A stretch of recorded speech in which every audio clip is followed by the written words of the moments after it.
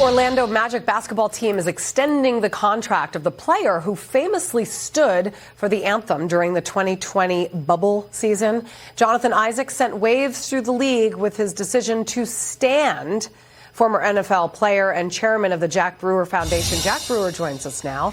Jack, thank you so much for talking to us. You know, he was the only one to stand, and this was back during 2020 when basketball came back into play and everybody was isolated in their bubbles, if you will, and he stood up. And he's actually, in fact, getting rewarded a couple years later for that, which is actually very promising to see in professional sports these days.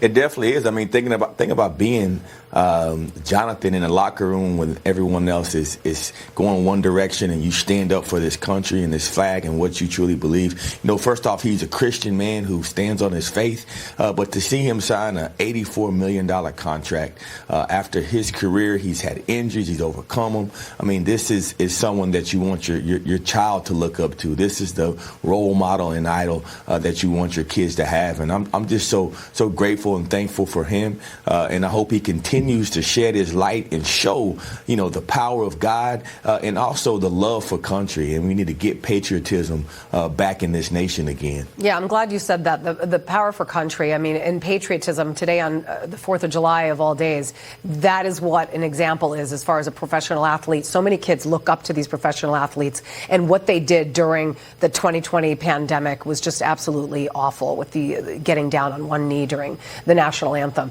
Here's Jonathan Isaac on Gains for Girls podcast. Watch.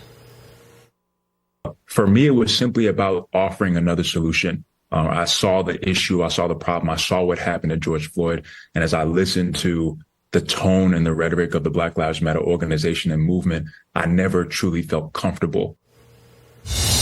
I mean, first of all, that's also very brave. I mean, all his teammates are also African American, and he was the only one to stand. So kudos to him. Definitely.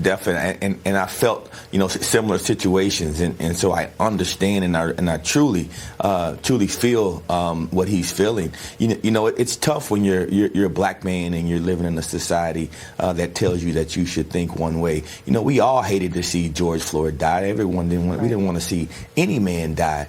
But to take it and start to push these extreme ideals on our kids behind this tragedy, I think that's when it went too far.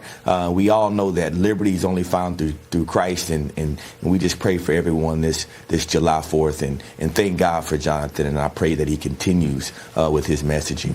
All right. Happy 4th to you. Thank you so much, Jack Brewer, for joining us today. God bless you. You too. So as President Biden faces mounting pressure